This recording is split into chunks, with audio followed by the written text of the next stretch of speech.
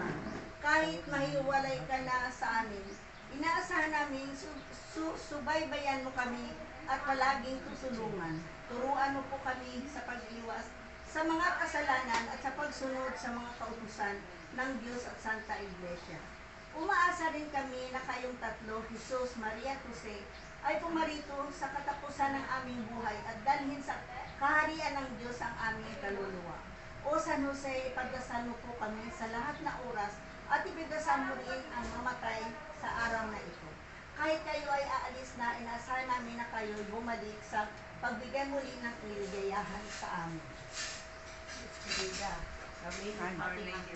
Our Lady of Fatima.